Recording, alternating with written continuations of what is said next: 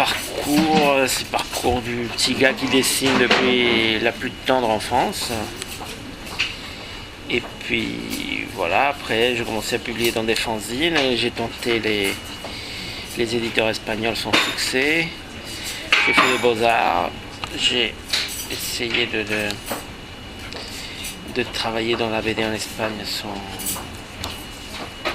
succès, mais j'ai un peu changé de créneau et j'ai commencé à travailler dans le dessin animé.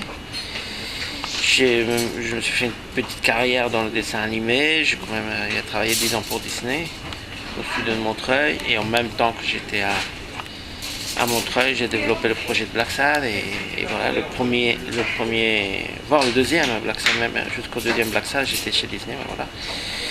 Les deux premiers Black Sad ont vu le jour, alors que j'étais toujours animateur chez Walt Disney.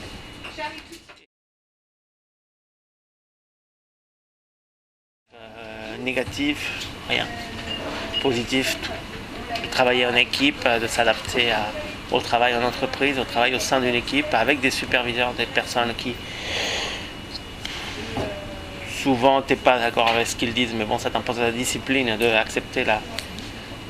d'accepter l'autorité de la personne qui est responsable du travail, par-dessus tes décisions et par-dessus ton propre avis.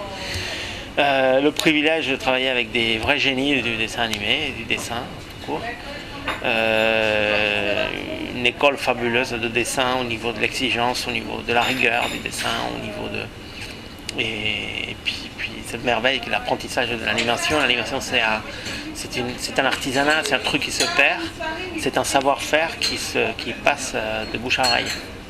Réellement, c'est comme l'art des druides. Ce n'est pas écrit, il n'y a pas de manuel d'anime.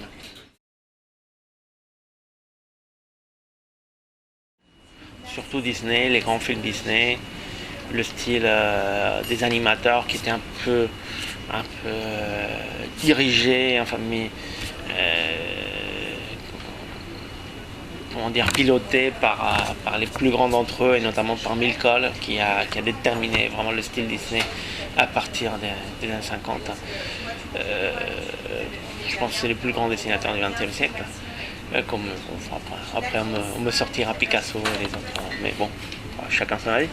Après, bon, il y a donc l'influence de Disney, je l'ai subie bien avant de travailler pour Disney. Et puis après, Uderzo, bien sûr, et Giraud. Je cite souvent ça, ces trois influences principales. Mais après, je peux pas, j'oublierai le nombre.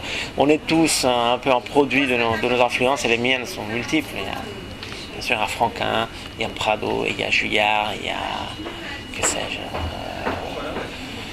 Conrad, tellement Hergé, Frank Miller, Sienkiewicz, Will Eisner, moi, du coup, Loisel, et j'oublie mon parrain. Alors que quand même, c'est quand même une grande influence. Chez moi, on a toujours peur d'oublier des noms dans la liste parce qu'elle n'est pas exhaustive.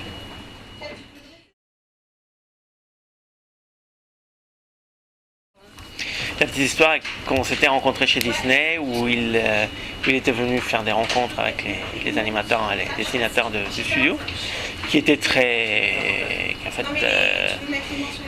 intéressante et qui fructifiait quand même par rapport à l'envie des gens, à l'enthousiasme que ça générait. Et voilà, on a eu un contact amical, c'est tout. Et je lui ai montré à cette époque, à l'époque où je commençais à développer les planches de Black Sad, je lui ai montré ce que j'étais en train de préparer. Et il m'a vachement encouragé, orienté, bien sûr, dans des conseils, dans des tuyaux par rapport à la préparation du dossier, par rapport aux éditeurs, par rapport à ceci, cela. Et après, c'est mon éditeur qui, sachant qu'on se connaissait et que Régis apprécie mon travail, qui lui a demandé d'écrire la préface. C'était pas mon idée, c'était surtout pas, j'aurais jamais osé lui demander.